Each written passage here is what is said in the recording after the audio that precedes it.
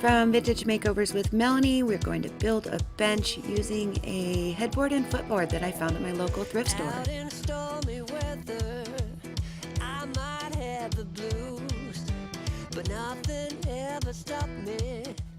I had quite a bit of this paint that I had mixed up for a previous project. Using my sprayer, I went ahead and put a couple coats. Headboard bench. We're going to use this headboard and this footboard right here, and we're going to make a bench out of it. All right, so let's get started. The first thing that we need to do is cut that right. Using my circular saw, I cut the headboard right in half. The footage on that was not great because my head was in the way most of the time. I might be insane. I don't need no sunshine. You keep me going strong. I just need my happy face. Okay, so we use this. This is a Craig jig. It's a Craig jig deal.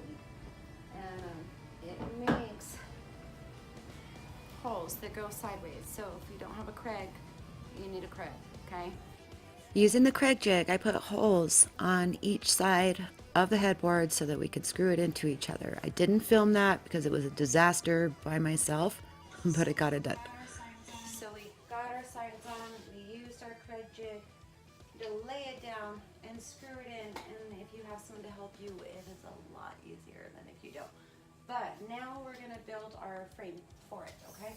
So you need to measure from here to here, right? You get that measurement.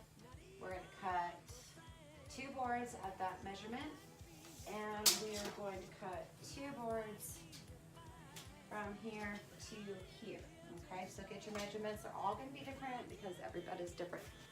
All right, so we're gonna measure 18 inches right here and mark it. 18 inches here, mark it, here, and mark it. After you cut your boards for your front and back board and your 2 side boards, you need to subtract the width of 2 boards together off those side boards. I know I didn't show that, but it's important so that they fit together and they're just right. Go ahead and put 2 Craig holes in each of those boards. We'll use those to screw not only together, but to the actual headboard. If you put a board behind, like I am right now, if you are doing this by yourself, it'll just help you stay straight.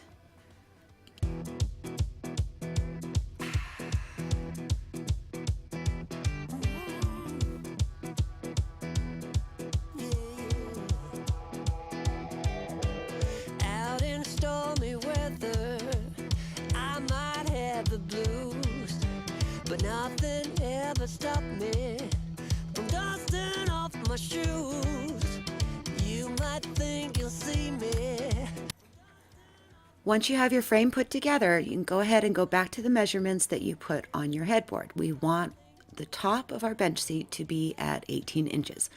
So that's where we're going to go ahead and glue it and screw it in. On a bad day, on a good day, I don't need no sunshine, 'cause I'm I had this old dresser top sitting around, so I decided to cut it to size to use it as my bench seat top. You could use boards, but you know, we do like to recycle and reuse, and I had it, so that's what I used. Painted our seat black velvet, black velvet. And now I'm going to do some touch up. You can see as I flipped it on its side to screw here and there, I dinged it up quite a bit. Filled in some of these holes that we made with wood putties. We're going to sand those down smooth and paint this to match the rest of the bench.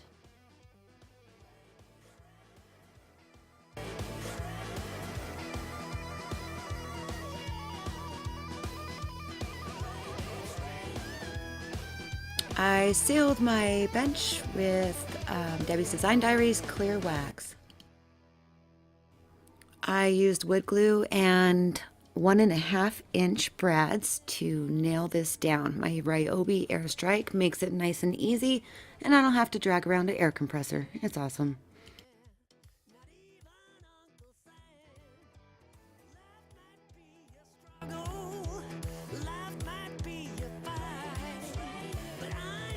So there we go. That is one way to build a headboard and footboard bench. Thank you guys for watching. Don't forget to subscribe, and I hope to see you soon.